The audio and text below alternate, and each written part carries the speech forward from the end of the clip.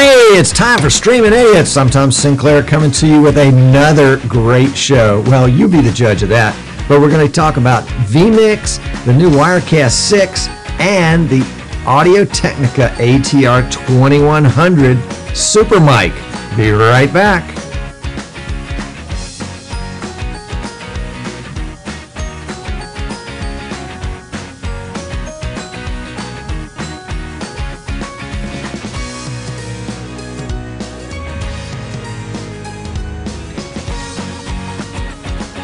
Hey there, guys. It is time for Streaming Idiots. So glad you could join us. Those of you that have joined us live, welcome to the live show. Those of you that are watching later on YouTube, we're glad you tuned in also.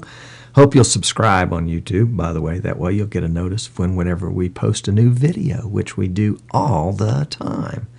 Today, I'm really stoked. We got some great stuff for you. It's going to be really fun. First off, we want to share a little bit about the new Wirecast 6 that was released just yesterday, and we are going to have the Wirecast guru of the U.S., Stephen Haywood, come to us via YouTube. He doesn't even know it. And also vMix from down under, from Australia. Created by Martin Sinclair, no kin that we know of, but could be. We'll just have to see.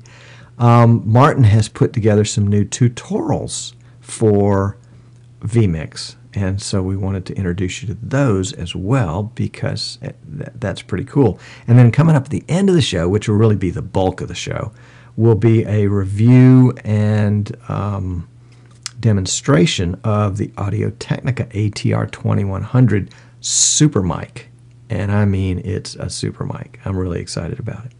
But first off, Wirecast 6, long-awaited release, released yesterday. It's got cool new features in it for Wirecast. It's a bit of a catch-up for Wirecast, and I don't mean like Heinz ketchup, pour them on your hamburgers and your French fries. I mean like it's catching up to vMix and VidBlaster, because Wirecast did not, until Wirecast 6, didn't have a playlist. It didn't have instant replay. And so those are two of the larger features that are in Wirecast 6. The playlist, which folks have been after Telestream to put in for years, and instant replay for the sports guys. Other changes to Wirecast 6 include, which is really a basic change that folks that have really beefy PCs will notice the most, but is that Wirecast 6 is now a 64-bit program and not 32-bit. So if you're in on the geeky part of it, the techie part of it, you'll really enjoy that. And there's some other, what I would consider less important features. Well, it depends on your perspective. Used to be when Wirecast crashed, which all software crashes sooner or later. Something happens, hardware screws up or something, but the PC's going to crash. And in Wirecast, if it crashed, you lost your recording. If you were recording something, it just went away. It just disappeared. And now they have a provision in Wirecast 6 where it will save the recording up to the point of the crash. And so you've got at least some ability to go back and get that file, and you don't have to recreate the whole thing. You can just sort of start where you left off. So that's pretty cool. And I think for those folks that had problems with that in the past, they're really going to enjoy that. According to Stephen Haywood, Wirecast 6 is the most stable version of Wirecast he's used. It's been extensively tested. Wirecast is a little different than VidBlaster, and I'm not sure, and vMix, in that Wirecast typically doesn't release its betas to the public. They have a closed group of, I would call them friends of Wirecast, that will go in and test it in every way they can and release that information back to Wirecast. But it's generally not available to the general public until it's released. So I haven't gotten my demo version of it yet, but I'll be downloading that and testing it And I'm interested to see how well the instant replay actually works in real life. I mean, there's instant replay, and you can say you have the feature, and then there's instant replay that really works easily and does what you need it to do in a sporting environment. And I think, vMix, Wirecast, and VidBlaster, all three to some degree, have suffered from people that don't do sports trying to create a feature for people that do sports. And so they don't necessarily use industry standards, either in terms of methodology or in terms of how the program actually functions. So it means that people that know how to do that in the $50,000 packages kind of have to relearn it because it's done a different way. And we'll see how that comes over time. I've queued up a little, at least a portion of a video that Stephen Haywood is from the Tech Buzz at thetechbuzz.net. And Stephen is a Wirecast aficionado. He is, the Wirecast guy. If there was a Wirecast guy, it's Stephen Haywood. And he's got a great show on Monday nights called Broadcast Now. Tuesday nights. Tuesday, like 5 o'clock, maybe 6 o'clock Eastern, something like that. Anyway, go to thetechbuzz.net and you can get the full schedule. But we're going to play a clip from Stephen's Get You Started tutorial about Wirecast 6. So let me cue that up and we will get going. Let's see, where did I have that? Oh, here it is. Hold on one second. There we go. Okay, and this is Stephen Haywood. I've been using this for quite a while in beta and part of the Insiders Club, and it's very, very stable. It's one of the most stable versions of Wirecast I've used probably in a long, long time. So let's just kind of go over the interface here. As you can see, they've now added on the preview side a preview audio meter to where you can see if the audio is blown out so you can adjust it within that video shot. Comes in really handy, especially keeping all your audio relatively at the same loudness, I guess you would say. One of the things now you can add is a playlist.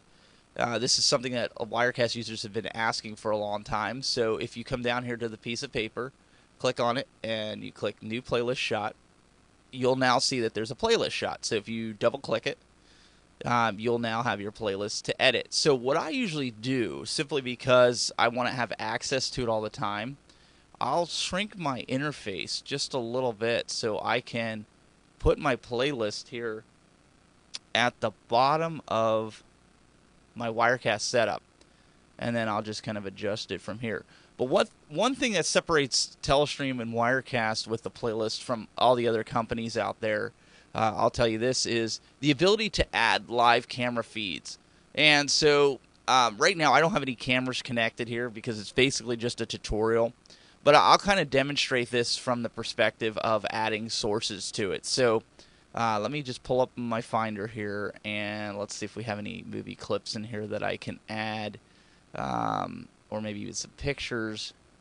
I don't know what I have. Got some kids' Easter pictures. So what I'll do is I will, let's see if we got one. There we go. So what I'm going to do is I'm just going to add my kid's picture, and just bear with me here. So I'm going to double click it, and I'm going to add a lower third to it. Let's say the Royal. Let's just add this lower third. And then what I'm going to do is I'm going to set the duration for it. So like by right-clicking on it, I can modify the duration, or you can also hit the sprocket. So I'm going to set this for, let's say, 10 seconds. I'm going to click OK. Now I'm going to right-click on it, and I'm going to duplicate the shot. And I'm going to remove the lower third. I'm going to also set this for the duration. We'll set this for 10 seconds as well, which it's already set to because I duplicated the shot. I also want to add my audio shot into here, which is built-in line input.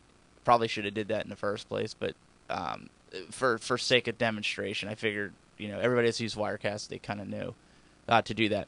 So let's see if I have any other media down here. Yeah, I do. I have some throwing videos here, so let me just throw that in here. So what's going to happen here is I'm going to leave it obviously on the first one, and the duration for the video is going to be, I think it's 5 seconds or 6 seconds. So at the bottom here, you have the total duration of your playlist, which is 28 seconds. You have a checkbox that you could restore your previous active shot. You could cycle through your playlist shots via inside of the interface here. On this little drop down, you can choose whether you want the playlist to loop, to hold. You want to go back to, like in my case, the Intensity Pro shot. Or I could go to my Please Standby PNG, which is up there in my main master layer 3. Previous live shot, or go to current preview. I always selected the current preview, and that's because I usually have my shot that I want next queued up in preview. You can also choose the transitions that you want inside the playlist. So these transitions here will only affect what's in the playlist. So now that we've got that situated, let's pull this up into the preview, and that's the playlist. Now let's hit go. And as you can see right below here, you'll see that there's a time. It tells you how much time is there. So if you're automating your show, you could actually you could actually not have to switch anything. And that's kind of what I like about it. So I could sit here and let's pull this up in preview, because that's what I want to go live right after this video. So this video is going to be over here in about 3 seconds. And then it should go right to that we're experiencing technical difficulties. There we go.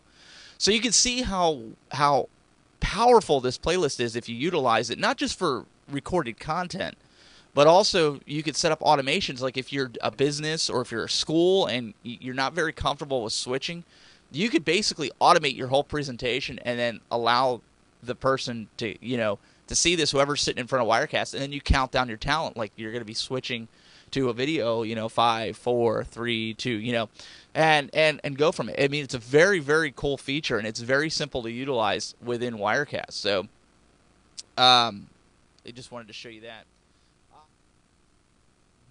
And that's Stephen. Thank you, Stephen, for bringing that to us. Actually, Stephen doesn't know he brought it to us. We used it off of YouTube, which I guess means it's in the public domain. So sorry, Stephen, I'll send you a note and apologize and send you that VidBlaster Guy mug. How about that?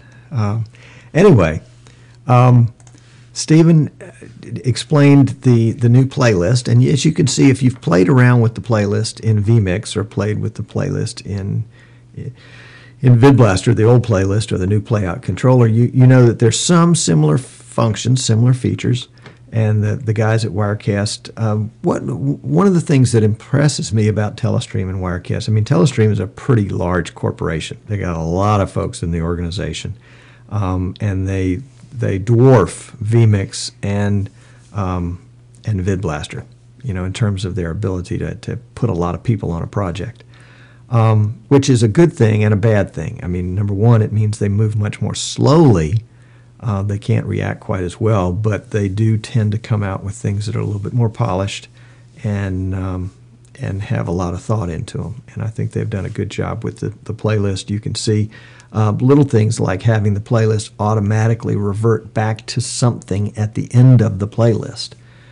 So if you're using, for example, if you're using the playlist to show commercials at the halftime of a basketball game, and halftime is going to be 10 minutes long, and so you've got 6 minutes worth of commercials, or you've got 5 minutes worth of commercials, but you want to put in a 2-minute live shot in the middle of that. You can do that with Wirecast, and it'll be all kind of automated. So you can have a couple of minutes worth of commercials, and it'll cut to a live shot where you can talk about what's going on in the first half and what you expect in the second half. Then it goes back to commercials, then it comes back to live, and that's pretty much automated for you, which really makes the operation a lot easier if somebody can sit down and kind of get that all planned out. Then whoever is operating the software at the moment doesn't have to have as much knowledge as to how it operates. They just know, hey, I just need to push this button, then I need to push that button. And so that's pretty cool. That's Wirecast 6, and we'll be looking more at Wirecast 6 in the next weeks to come, and taking a close look and see if it's something that fits your needs. or fits my needs for that case, I'm interested to download the trial. You can download a free trial. It's what I would call crippled-ware, because you can't really do anything with it, because it says Wirecast all over it or says Telestream all over it. But at least you can get a feel for how it functions, and that's a pretty good idea. Go to Telestream, and they can send that to you. Also, vMix released version 14 a while back, 4 weeks, 6 weeks ago, something like that. And, well, let me start this conversation a different way. One of my criticisms about VidBlaster, vMix, and Wirecast has been that these are great softwares, but they are so poorly documented in terms of what they do and how they do it. Yeah, they all have help files. And a help file is kind of like an encyclopedia. It has information in it. It has knowledge in it. But what we need is wisdom. We need to know how to apply that knowledge. And all three of those have done pretty crappy jobs within the companies of showing people how to use the software, not just a demonstration of its great features. Oh, this is what it looks like, but going into the depths of this is how you do what we just showed you we did, and this is where this goes, and this is where that goes, and this is where this goes. And for the most part, third parties like me with VidBlaster and Stephen Haywood with the Tech Buzz, and George Price with vMix have taken upon themselves to share the knowledge that they have and to say, all right, guys, I went in and floundered around in this program for a while, and this is what I found out, and I thought you might think it was interesting. And it's a lot of fun to do that. I mean, sir, there's ego involved, and there's always accolades, and thousands of dollars are thrown at us, but nevertheless, we like doing it too. I haven't had the thousands of dollars yet, but I'm sure the other guys are doing really well. Anyway, vMix has recently kind of broken that mold a little bit, and they have released a series of 5 short, 3 to 5 to 6 minute tutorials on how vMix works, how to make it do what you want it to do. Now, you're not going to know everything you need to know about vMix by watching these 5 tutorials, but I think it's a good start, and I would commend to Wirecast and VidBlaster to do the same thing corporately so that they can have control over what people are learning about this product, number one. But number two, they know the product better than anybody. And what better way to help people decide to buy it than to show them how to do what everybody knows it can do. I know how to, I know what it looks like when it's done. I want to see it when it's cooking. So Martin Sinclair, the proprietor of vMix down in Australia, has made up these series of videos, and there's one entitled Live Streaming that I thought I would play for you now. It's pretty brief, a little briefer than Steven's, but Martin tends to kind of get straight to the point. So let's take a look at live streaming by vMix, and let me get that queued up here, and we will have a go at it.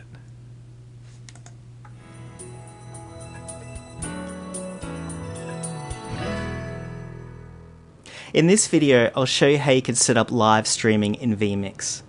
First, add a camera or video to vMix so we have something to test the stream with. Next, click the cog icon next to the stream button. From the destination drop-down box, we can select a number of different streaming providers that allow you to log in directly from vMix. If you don't have an account, click Sign Up for one of these providers to be taken to their website. If your provider doesn't appear in the list, select Custom RTMP Server and enter in the URL and stream key details given to you by your streaming provider or CDN. Next, select a quality preset that best suits your production. There are a number of presets available, and you can customize any of these by clicking the cog icon. The speed of your internet connection will determine the maximum quality you can select for a reliable stream. For example, if you have a 2 megabit upload speed, 1.5 megabits per second is generally the highest you can expect to stream reliably. Leave plenty of headroom to ensure a good, smooth stream. By default, vMix will stream using Adobe Flash Media Live Encoder, which needs to be installed separately. There is also a new streaming option available built into vMix called FFmpeg. This can be selected from the application drop-down box. Once everything has been configured, you can save your settings into a separate profile by clicking Add. Click Save and Close to close the streaming settings window. Next, click the Stream button to begin streaming. The button will change red while the stream is running. A stream indicator box will also be displayed underneath the output window. To stop the stream, simply click the Stream button again.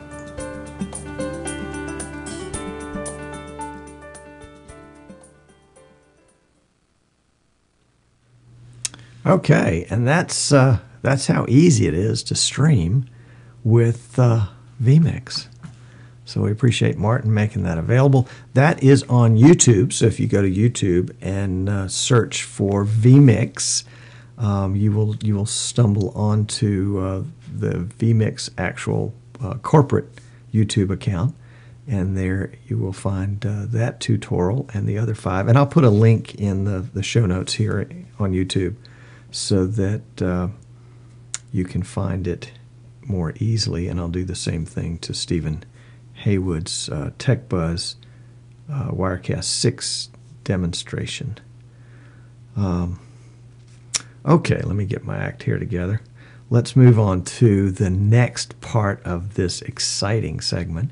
I am really stoked. Those of you that watch the show regularly know that a while back I purchased an Audio-Technica ATR2100 microphone for testing purposes, and it's part of my idea of developing a sort of a traveling studio kit that'll fit in a backpack. And I wanted something that was inexpensive and durable and very serviceable.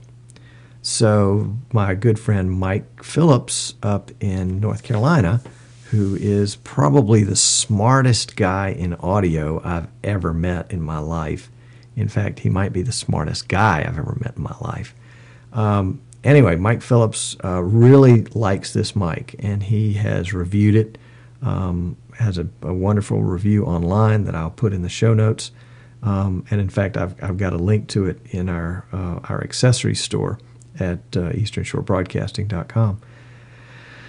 And I wanted to do my own review of this mic today because I thought it was worthwhile from a broadcaster standpoint. A lot of folks are reviewing the mic from a musical standpoint or from a podcast standpoint, but I wanted to do it from a broadcaster standpoint because I think there's some intricacies with this mic that you need to know about before you pull the plug and buy one. Not that it would keep you from buying one, but I don't want you to be disappointed when you get it. We're going to use my cool little earlier in the previous broadcast. I showed you how I modded my Logitech C310 webcam and adapted it to a little camera stand. Basically, just drilled a hole in the bottom of it and mounted it on the camera stand. Anyway, I'm using that that cam to give us this shot. So this is just a shot of my desktop. You can see I can move it around a little bit. And this is the ATR2100. It's a really nifty little mic. Now it comes in silver, but it also comes in black, and that's the ATR2005. Don't ask me why the model numbers are so different. I think it's essentially the same mic and about the same price. Now, full disclosure, this mic is available for purchase through Amazon, and you can find that and my review of this mic in our our store, Eastern Shore Broadcasting, under streaming accessories. And again, full disclosure, it puts a cookie on your PC if you look at it, and if you buy that mic or anything from Amazon the next 24 hours, we get a small commission, which is always appreciated. And so if you want to buy anything from Amazon, you want to support us, go click on any of the links in there and then go buy it, and it'll give us credit for it, and we will appreciate you forever and ever. Anyway, this mic, and I'm going to pull it off the stand here for just a second. It actually comes with the stand, a cool little stand. I thought it was a real bonus that it comes with a stand. It comes with an XLR cable, and it comes with a USB cable. And those plug in to the base. You can see the USB here on the right side. XLR at the top. The round hole over here is where you can plug in some earbuds or headphones. And then the slot across the bottom is actually a volume control. Now, the volume control and the headphones and the USB, all three of those work together. None of those work with the XLR. And so we'll talk about that trio here in just a second. The mic itself has got a good feel to it. It's made out of some sort of metal, and so it's got a good feel in its hand. It does have an off-on switch. Whoops, sorry, ended up somehow activating another button. Let's see if we can go back to that one. There we go. Got an off-on switch. Yep. And John's saying in the chat room that it looks just like his ATR2100. That's because it is an ATR2100. USB. Same connections on the back. The mic itself is a dynamic mic as opposed to, well, say a condenser mic.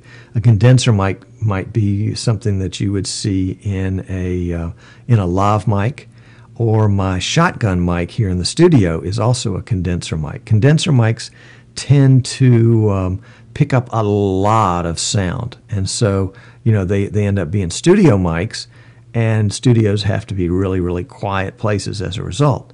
This dynamic mic, on the other hand, is a lot better about, let's put that back up on the stand there, a lot better about this background noise thing, and part of that is due to the fact that it uses a cardioid, easy for me to say, cardioid polar pattern, which means essentially that if the microphone were like a flashlight, coming out of the top of the flashlight would be the light, and that would be the area of where it would pick up its sound. So it's kind of focused in that sense. Now, not like a laser, but more like a light beam that would spread out as it got further and further away. But it does tend to avoid picking up noise from the side and to avoid picking up noise from the back. So it seems to do a good job. We'll test it for you in just a second. Now, the USB portion of it will work with Windows or Mac PCs, and that's a little different. Now, the XLR part is, I think, intended for live, whether it's a speaker on a podium, whether it's a broadcast like this. I don't know how it would do musically. I really don't care because we're not doing music here. But I think it's intended for live performance where you've got a mixer, or maybe a recorded performance, but where a mixer is involved. And so you're running it through a mixer. The USB portion is intended, I think, more for a live-to-tape type situation where you are recording a podcast that is audio only. And here's why I think that's the case. I think that's the case because this mic has an audio delay in it. Yes, it has. If you're doing USB, it has an audio delay. So and I'm not going to do it because it drives me crazy, but when I plug this into my production PC into the USB port and I speak and I listen to myself on my mixer, there's a delay, half a second delay, something like that. Now, Audio-Technica realized this problem early on, and they said, you know what, we're going to turn this problem into a feature. we're going to have a sales feature in this one, and that is they put that little earphone jack back there, that headphone jack back there. So if you plug straight into the mic, you're going to get it with no delay.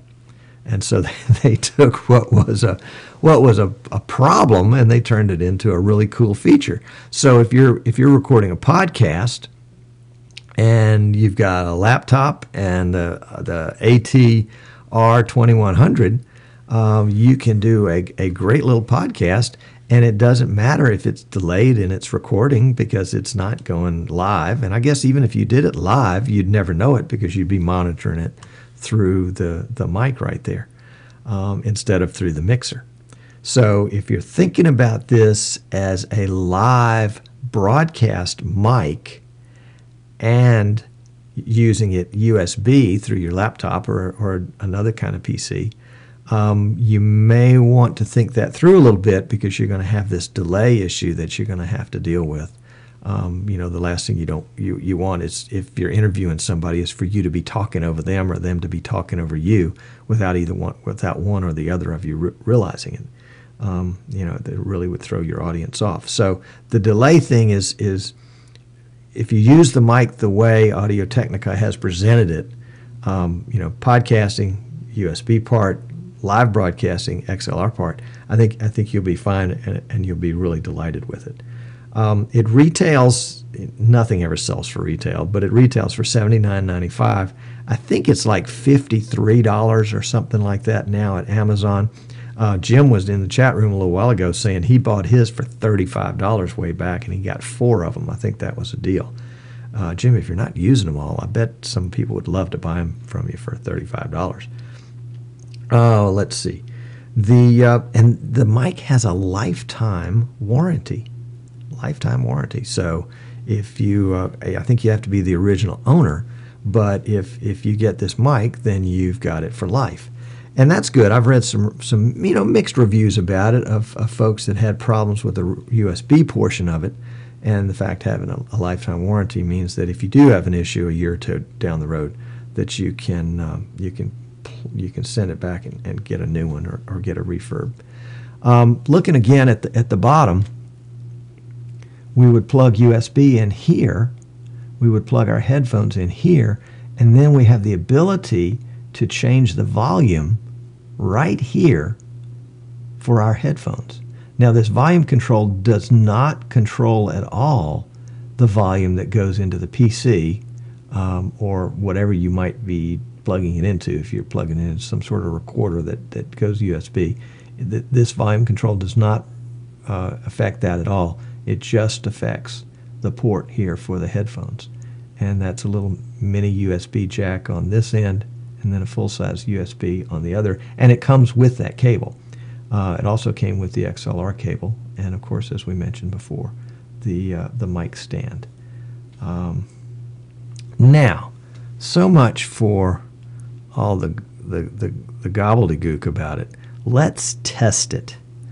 So I've got it set up. I'll give you a kind of a background shot of my studio. This is the mic right here. It is about 15 inches from my face, which frankly is too far for its intended purpose.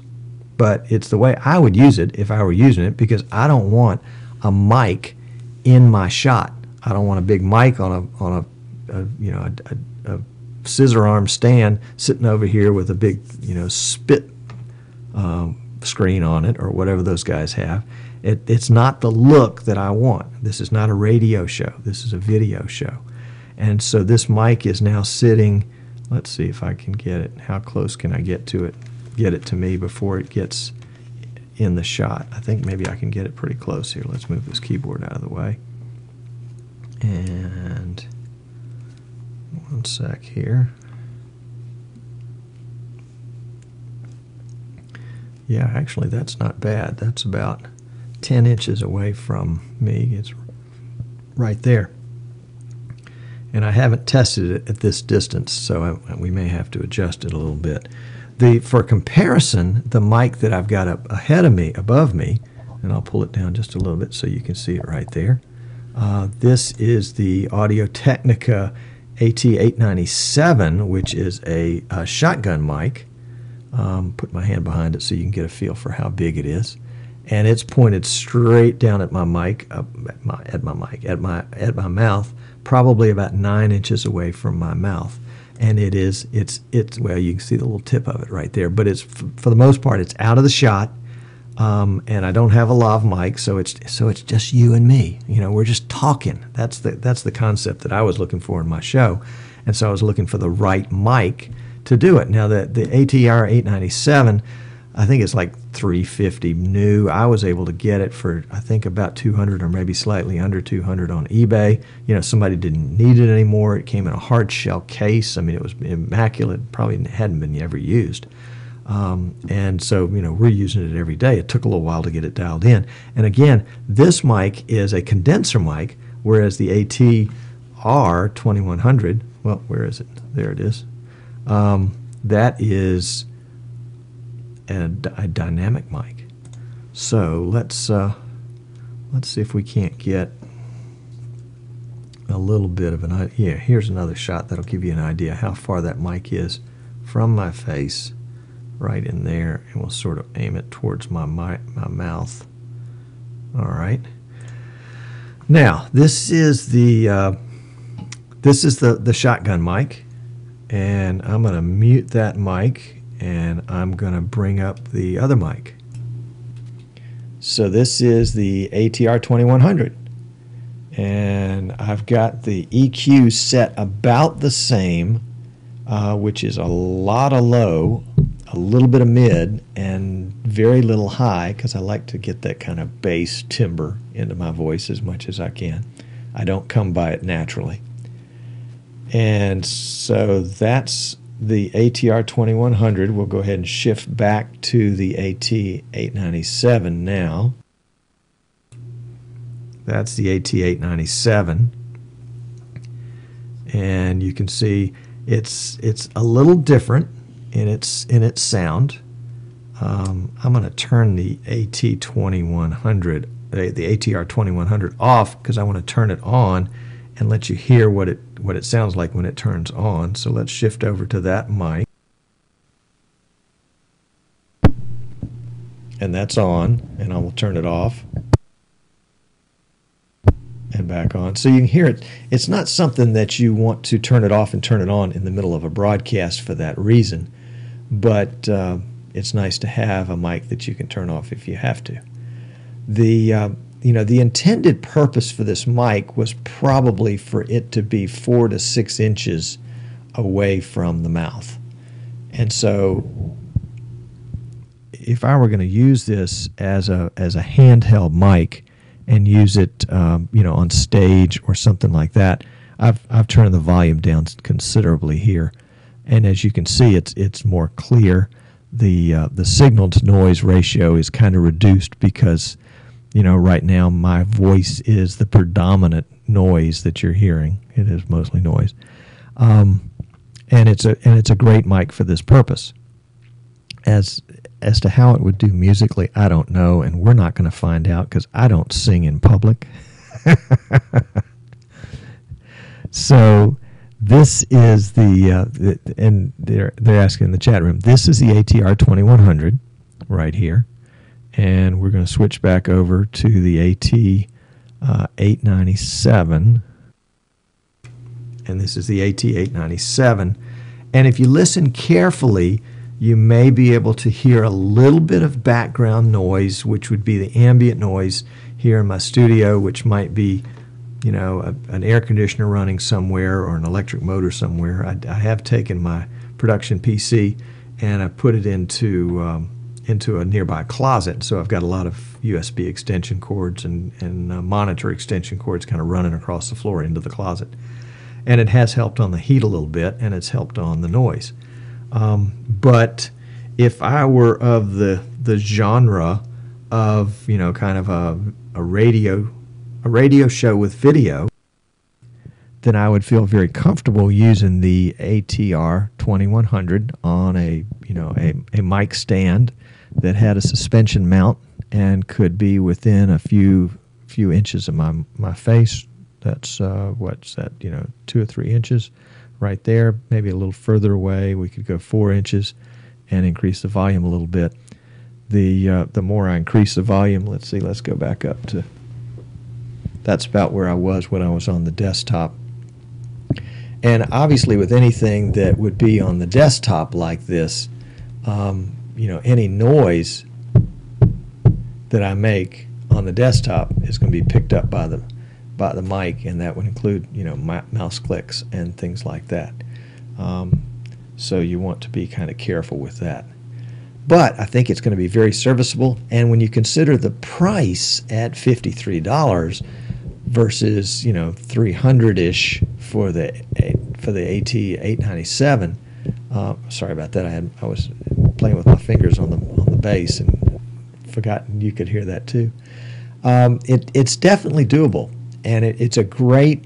What I would say is it's a great entry level mic that could very well become your everyday mic, and that's a pretty good place to start. If you've got a good quality item that may not be great quality, but it also may be good enough quality, and you save your extra $250 for a good camera, or go towards a good camera, or to go towards a good capture card or something else like that will really benefit you in your show, whatever your show might be.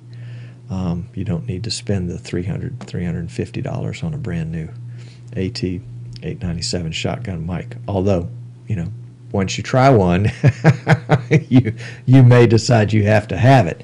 But the difference, and we're on the ATR2100 right now, the difference is not that great. Now, I am not an audio expert, and I would imagine that an audio expert could come in and tweak the gain a little bit on this mic, and could probably tweak the EQ a little bit on this mic, and maybe this particular mixer that I'm using, the Behringer Xenix X1204 USB, boy, that's a mouthful. That mixer has a compressor on 4 of the channels, the XLR mic channels, and so maybe by using the compressor and tweaking the gain and the EQ could make it sound a little bit better. That's possible.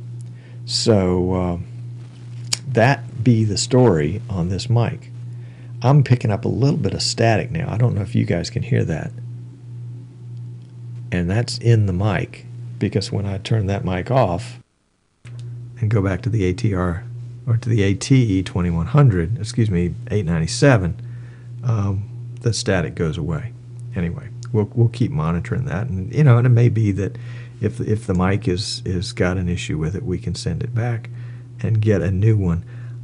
There are a number of folks in the podcasting field and in the what do we call ourselves, micro broadcasters, that use this mic.